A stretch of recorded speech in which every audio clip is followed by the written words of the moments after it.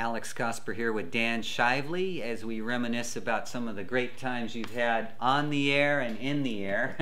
Of course, at KCRA, you started there in '72, and you basically their copter started in '79, though. Yes. Right? Okay, so from then on, you pretty much talked about what was going on in traffic and on the streets of Sacramento. Yeah, I was very fortunate in that I've been an observer to some of the biggest news events to happen, in the last, say, 30, almost 40 years around Sacramento.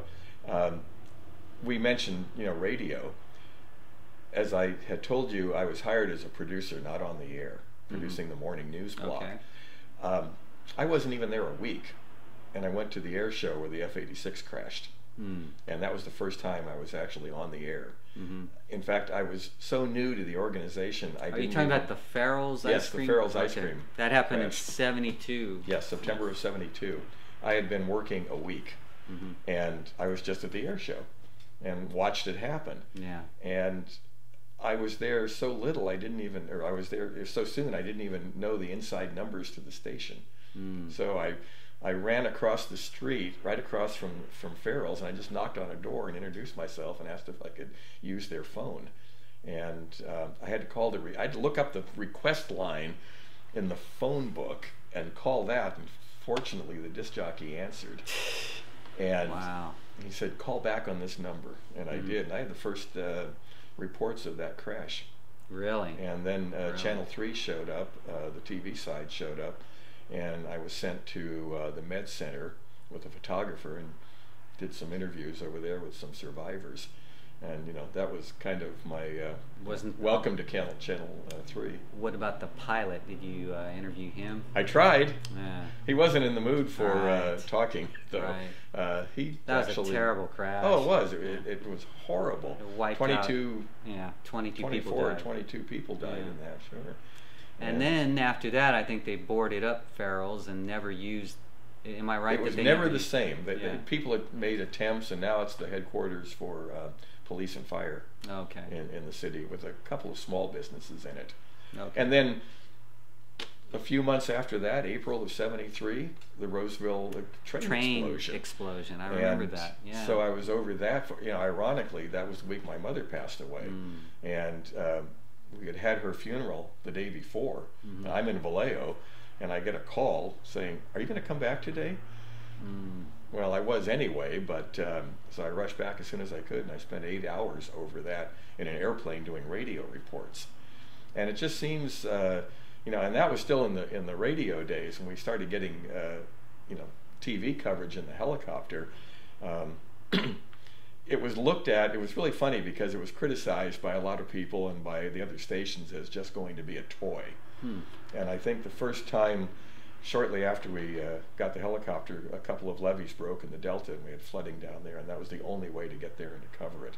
And all of a sudden, within a few years, the other stations started getting helicopter coverage KCRA, too. where the news comes first. It was, and it was always. Isn't it always that way? Don't they lead in so many categories? They do, and like anything else, we have our misses too. We have a lot of hits, and I think that goes to the news management and the people behind the scene on the desk, and there's a lot to it. But and we miss stuff too periodically. Yeah. But what about when we do miss it, we always played catch up better than anyone else, and stayed there longer than anyone else, and had more.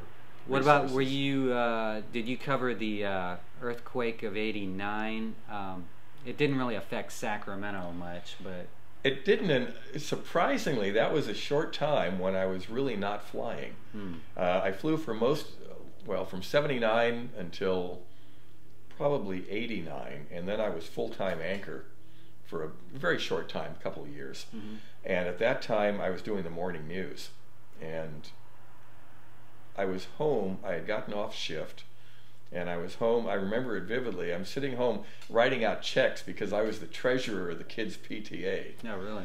And all of a sudden, I said, "Oh, what's this?" I felt dizzy, and looked up, and the chandelier is swinging, and we had 2 dogs, and they were going nuts, and we had a swimming pool, and the pool water was sloshing, and I thought, "Hey, we're having an earthquake!" Got all the kids together under a door, Yeah. and I got a call from the station, and Stan and I guess Margaret Pelly was it Margaret then?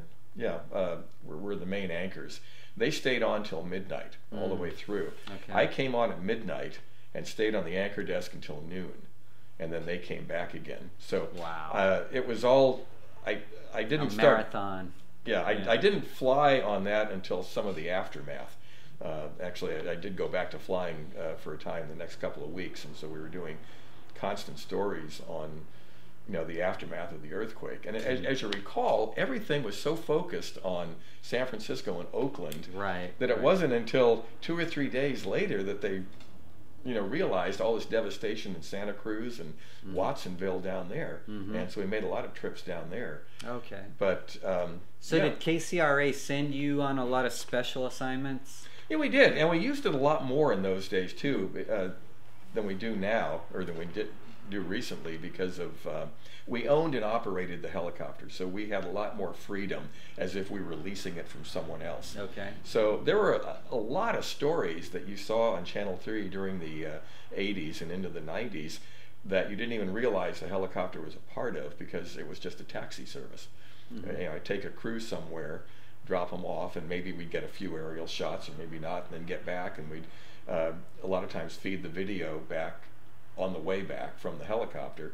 So it was all ready to go and to be edited when we got there. So it was a great tool, and it was not only a news tool but a promotion tool as well. And it certainly didn't do my career any harm, that's for sure, because I became almost synonymous with, I would say so, for good and bad. I mean, when I think of just a traffic reporter from the sky, I think of you. That's it. And we, I always think, well, I did more than traffic. Yeah. But, I always looked on it as kind of a news gathering tool. I always thought that I was more of a reporter, and that was just a tool to get to places I could report. Because a lot of times you couldn't get to some place on the ground because of access. I mean, we had a lot of exclusive video that no one else had, just by virtue of the fact we could see down from above. Okay. Or if there was something happening within our coverage area but not local, we could get there quicker than anyone else and at least get a shot. We were kind of a first strike tool. And I think that's maybe still how they use it, maybe to a little lesser degree. What about 90? Was it 92 or 93 probably? Clinton came to McClellan, and so that attracted thousands of people. Was there a report at that time, or? Whenever the president came to town, we were really severely limited where we could fly. Oh, okay. Because they would put restrictions on. Federal restrictions? Yes. Oh, okay. It's even worse now. Oh, okay. It's much worse now, because even I remember flying over Gerald Ford and also George Bush, and they didn't seem to, but I was up high. Wasn't that Arco or something like that? The one I was thinking of was downtown. Oh, okay. No, actually, I'm sorry, not Bush. Ford. Going back a little Ford was further. at Cal Expo, right. I think. But I flew over a couple of presidents, and they didn't seem to be too concerned. But in the last 10 years when they've come, they put up like a 30-mile restricted area. So they were a lot, probably after 9/11, they were a lot more careful. But yeah, I would do that, and I was just, you asked me this question, and it floods back. The avalanche at Alpine Meadows, 1980. Boy, I'm slipping now on my dates. Disastrous avalanche up there. Wiped out the lodge, killed people. It was in the middle of a blizzard, and I flew up there the next morning, and the weather was just horrendous. I probably shouldn't have been flying, but it was just enough that I could make it over the top of the hill, and I was just high enough that I could get a signal back. So we did a really quick report at noon of what was going on. It was still snowing. The shot was breaking up because of the distance and the conditions, but we did have something. Well, I looked down, and there was nobody there, no rescue operations going on, which seemed to be surprising. So I was told that they had a command post set up on Highway 89 right outside Alpine. So I flew over there, and I knew our live truck was there. and just this mass of humanity, and all of a sudden there's a highway patrol officer popping a smoke flare and motioning me to land. So I thought, well, that's cool, and they're letting me land right there. Well, yeah, they let me land. They wanted to use the helicopter to drop dynamite. Wow. Because I said, isn't there somebody else who's supposed to do this, like highway patrol? And they said, yeah, we called them, but the weather was too bad and they couldn't make it. So I said, great, what am I doing here? So next thing I know, they're loading big hunks of dynamite into the... So they actually used it for that? We did, yeah. Wow. So we flew around, and they were afraid that there'd be other avalanches that were about to happen, and they couldn't risk letting people in if there was another avalanche. So we went around and threw dynamite out and broke loose any loose snow that may have been built up. There really wasn't any, but because of that, then they allowed rescuers to come in. And they found, I think 4 or 5 days later, they found Anna Conrad, who was alive and trapped in the wreckage. It was a big story. A similar thing up there with the Harvey's bomb explosion. I don't remember that one. It was a great story, and I think there's been a made-for-TV movie on it where these 3 or 4 guys wheeled this cart right through the casino. They had work clothes on. We have a delivery for the executive offices, and they rolled it up there, parked it right in front of the executive offices, flipped 7 switches and left, and then had a demand for, I think, $1 million or whatever the ransom was, or we're going to blow up Harvey's. So we flew up there and landed, and the next day it went off. They were going to meet the demands, and they had a helicopter flying around with money on board, and they were supposed to land at an isolated spot and make the drop. And then once they made the drop, the code for the switches on the device would be given. But they never showed up. I guess they got scared. Did they get caught?